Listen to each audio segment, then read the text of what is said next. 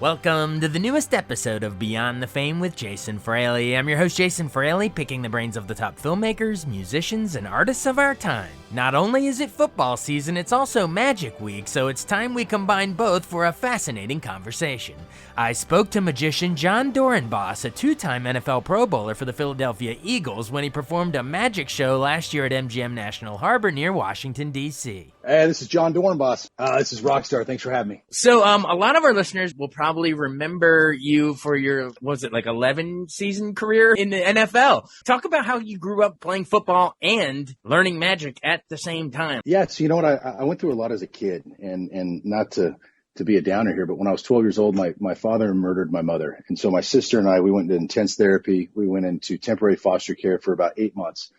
And then that's kind of when life changed so drastically, and then a new life began. And I discovered football, which means I could hit you and not get in trouble, so I could get out aggression and anger.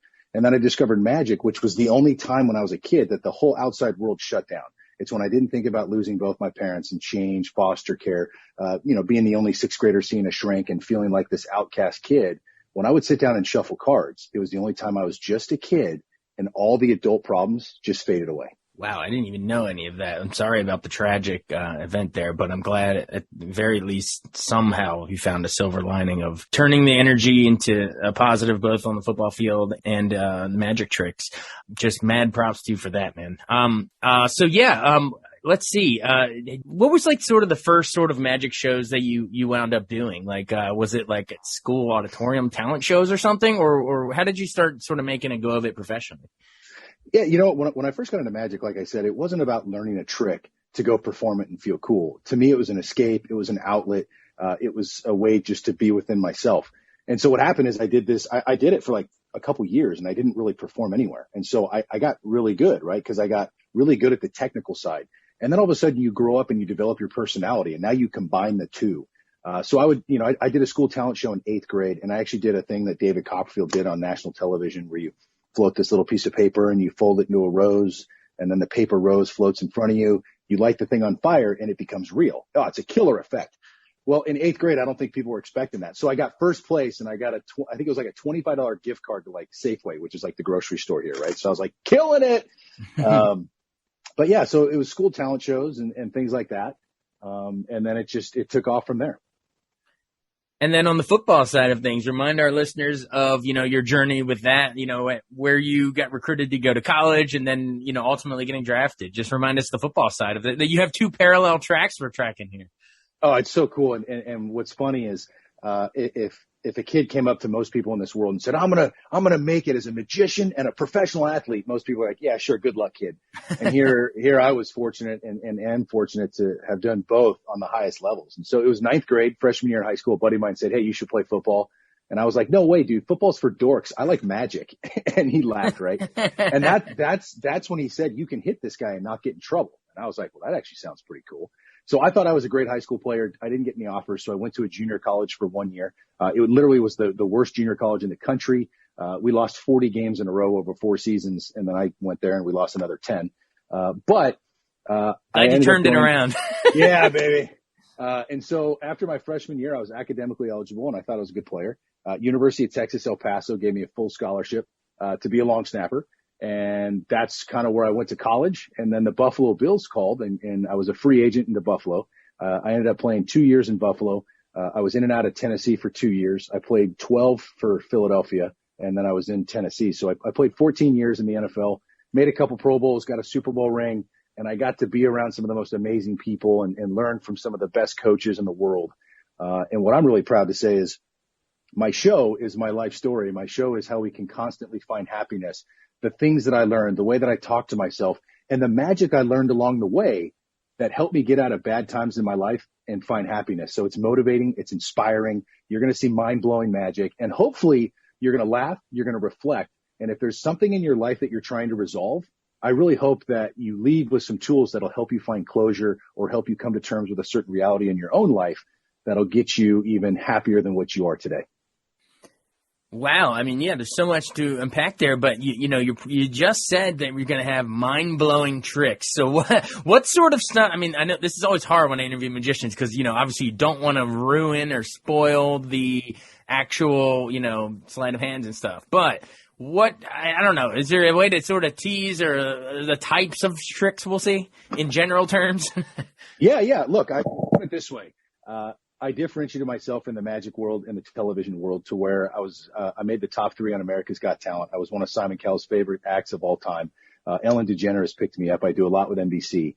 Google Jon Dorenbos and you'll see my style. It's fun. It's not always about the trick. The trick is the tool. I wanted to be a rock star. Here's the problem. I can't sing, I can't dance, and I can't play an instrument. So I guess that's not happening. But what I learned is that magic, cards, props can now become my instrument. And my words and the things that I say can become my ballad or my jam. And so you're going to come and it's going to be high energy. You're going to see great effects. If you go, like I said, YouTube me, Google me, you'll see all the stuff I've done on television. You're either going to like my style or you're not, which I think you will. And you're going to see how different it is because the magic is the tool to connect to the audience. So you're going to have a great time. You're going to be inspired. You're going to be blown away by really, really cool magic. And we're going to have a good time. So if you ain't there, you're wrong. August 21st, MGM National Harbor, 8:00. Be there. Thanks. And you're so, you kind of, we'll tell our listeners to go look up your clips for the actual, magic tricks, but on the, I guess stitching it together in between, it sounds like it's almost like a life-changing motivational speaker stuff you got going. So how does that work? Do you sort of talk to the audience and give them life tips and that kind of thing in between the tricks?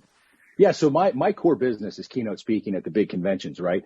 And it's like I said, it's my life story of losing both my parents, what I've learned in super intense therapy as a kid, watching your dad go to prison, watching your mom go to heaven, going into temporary foster care. How do you constantly find happiness? Simon Cowell's golden buzzer this year on America's Got Talent, is this girl who had cancer, and she just had to opt out because the battle with cancer has just gotten really difficult and she's tired. And this is one of the most impactful quotes I've heard in a long time.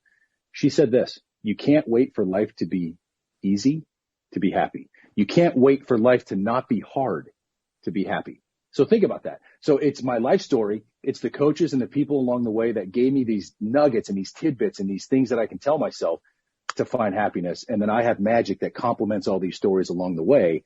And so the tricks aren't necessarily just gratuitous tricks and some magician walking around with a top hat and a suit. I don't do that. By the way, I come out with jeans, a short sleeve hoodie, a hat backwards. And an ex-teammate of mine, LaShawn McCoy, who's a famous running back, was like, man, you slow as heck, man. You need to put one of them speed towels in the back of your jeans so that when you run around, you look faster on stage. So I got a towel hanging out the back. We're running around, and it's going to be a good time. Oh, we all remember LaShawn McCoy. And, I hate to mention it, but as a lifelong Washington football fan, your Eagles were a thorn in our side for a while. Yeah. But yeah, remind our listeners, too, about just those – I mean, since that was the team you played with for, the longest duration, the Philadelphia Eagles, remind us, any fun tidbits on some of those legendary teammates you had and that kind of thing? Well, I got something that might even be a little bit more hit home there in your area. People ask me, who's one of the greatest players you ever played with? And I was super fortunate to play with an absolute legend who is a legend by the name of London Fletcher. He was the middle linebacker there for who knows how long, never missed a game. So good. But I got to play with London when I was in Buffalo for 2 years. I had a locker right next to him. And if you ask me who's the greatest all-around football player I've ever played with, it's by far London Fletcher. Wow, that's high praise right there. No, I mean, he's one of those that everyone knows, everyone acknowledges as great, but not enough as it needs to be. He's so darn underrated, if you ask me. But not only that, but things that people might not see. The London Fletcher in the locker room is amazing. It doesn't matter what the job is. It doesn't matter what needs to be done. If there's a special teams role that needs to be filled, he will step in and do whatever it takes to win. He will play whatever position you ask him to, never complains, works hard. He is the ultimate leader and role model that you want in a locker room, of a guy that shows up every day, takes care of his body, plays injured, hurt. It doesn't matter. Whatever needs to be done, coach, call me. I'm in. Well, yeah, I know he's in the team's ring of fame down here, but I think he deserves to be in the Hall of Fame, as soon as possible. Cool. Well, also remind us, how cool it was to get that honorary Super Bowl ring. I know there was like, you were sort of like traded and then it was rescinded, but you got a ring anyway because you were such a long, term member of the team. But just detail that for me really quick so I can explain it correctly. Yeah, so here's what's really cool. So I played with the Eagles for 11 and a half seasons. I hold the record for the most consecutive games played as an Eagle. I do America's Got Talent, which at this time was during training camp when the live show started. So this was my day schedule during training camp for quite some time. 8 a.m. to 5 p.m. was training camp with the Philadelphia Eagles in Philadelphia. I then boarded a 6:15 flight. I had a buddy with a plane that helped me out that flew me every once in a while. I would fly to LA and I would land for AGT and do B-roll filming, interview filming, a camera blocking, or a rehearsal to get back on a plane by 10:15, 10:30 to land in Philadelphia at 7:15 to get to my 8 o'clock meeting at training camp, to go to 5 o'clock, to then go to the airport, to fly back to LA for 2 hours, to take a red eye back, to land at 7:15, to get to my 8 o'clock. And what was amazing is now I'm at a time where I'm playing in the NFL, the highest platform for football. And I'm performing on AGT Live Finals, which is the number one TV show, number one talent show, number one stage and theater you want to be on, performing magic. I was doing both my loves at the highest level possible simultaneously, which was amazing. So that next season I come back, I think I'm Mr. Eagle. I'm going to retire an Eagle. They tell me they're going to trade me, which I was shocked. But at the same time, we had a younger kid that was the same position who was really good. I understood the business move. And I believe in this, right? Come to terms with your reality and tell yourself this isn't happening to me. This is happening for me. And it gets rid of bitterness. It gets rid of anger. It gets rid of judgment. And it allows you just to see the positive in whatever the situation is. So they traded me to New Orleans. I played a game in New Orleans like 2 days later. And then the next day I had a physical because I got traded. They're going to give the asset, which was myself, right? They're going to give a physical to make sure that you're healthy. And they discovered I had a pretty serious heart condition. And I was forced into emergency open heart surgery within 72 hours. It ended my career, which at the time when I was traded to New Orleans, I just signed a 3-year extension for more money that I'd seen. I was 37 years old, all black uniforms, which is very complimentary for a aging, pudgy white guy, if you will. All the games were going to be indoors. Are you kidding me? 13 of the 16 games were going to be in a dome, so no more weather in the Northeast and the cold. I was super excited. But when I got the news in New Orleans, I had emergency open heart surgery. The surgery lasted about 12 hours. My wife and I were in the hospital for over 30 days post-surgery. And that was the beginning or that was the end, right? And then the start of a new beginning. That season, are you kidding me? That season, the Philadelphia Eagles decided to go to the Super Bowl and win it. I'd been there 11 and a half years. I played in every game for 11 and a half years, nothing. I leave, they go to the Super Bowl and win. But what's really cool is the owner and the organization hit me up and said, hey, you were part of this organization for a long time. You helped shape the culture. You helped shape everything about this place. You're an Eagle for life, and we want to give you a ring. And that right there meant more to me than had I played. So they gave me an honorary ring. I got to go to the parade. I got to be on the bus, and I got to experience a lot of it. Even though I didn't get to play it, it was really cool that the team gave me a Super Bowl ring. That is really cool. Final football question before ending back on the Magic. What is the key to being a long snapper? I feel like that's such a, people think football players, they think of all the other positions, but, there's special teams positions. I feel like there's not enough light shined on just how difficult, and pressure filled those are. Everyone thinks of the kicker, the clutch kickers, but, you're the snapper and the holder are just as important. But, when you bend down there and you're looking back and that, almost paint a picture POV, for our radio listeners, what's it like, staring back and your hands are on the ball and it's really up to you to get that whole snap started? Yeah, you know what? Being a long snapper, being a specialist, it's 90% mental. You have one shot to do your job, and you're graded on that. And you might play 10 plays a game, and you got to go 10 for 10. And if you don't, usually you're fired. And so your accuracy and consistency has to be amazing. And what I learned playing for Coach Reed is be consistently good, occasionally great. And your good has to be good, but the worst has to be good enough to get the job done. And if you can stay in that range, then you might have a long career. So I believe that to be a specialist and to be successful, you got to be able to wash any bad rep that you have. Something doesn't go your way, you got to forget about it real quick because you're going to go and sit on the bench for 10 minutes until the next opportunity to play. If you're a linebacker, if you're a quarterback, right, and you make an error, well, you got a 20-second huddle, and by then you're already on the line of scrimmage to do another play. And if you do really well, then you've already forgotten the one that didn't go right. And everybody else did too. As a long snapper, you got to go out there, perform, and then go sit on a bench for 10 minutes. So the key is have a short memory, good or bad, and just be consistently good, occasionally great. Absolutely. Well, is your magic show consistently good and occasionally great? We better hope so, baby, because let me tell you, we're coming to the MGM National Harbor. We're coming in hot. So, hey, look, I've spent my whole life for this moment, right? I've enjoyed the theaters. It's totally rock star. I promise you this. I left everything on the field, and I leave everything on stage. So I'm going to give you everything I got, and I promise you this. It's going to be a good time, and you're going to enjoy it. Love it, man. I love the confidence, love the energy and the passion, and also the humility. But you were born in Humble, Texas, so it makes sense. There we go, baby. Full circle. Full circle. Jon, hey, thanks for doing this. Hopefully our listeners get your tickets now out for MGM National Harbor. Thanks, man. Hey, we'll see y'all then.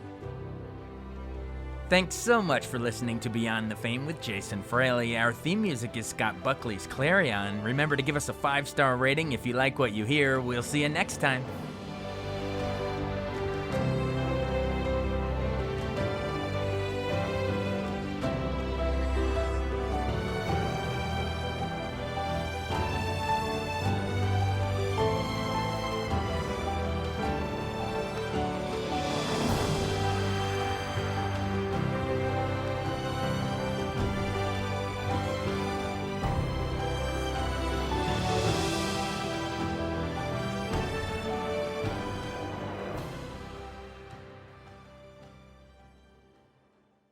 I wanted to take a second to tell you about an app I really enjoy. Living in the DC area is great, and Podcast DC gathers all of the local shows that I like all in one local app. Health, sports, local news, politics, and so much more. Podcast DC is the new local app with hundreds of DC area podcasts to choose from. I can earn exciting rewards just for listening and share the podcasts I love instantly. Available in the App Store or in Google Play, listen local with Podcast DC.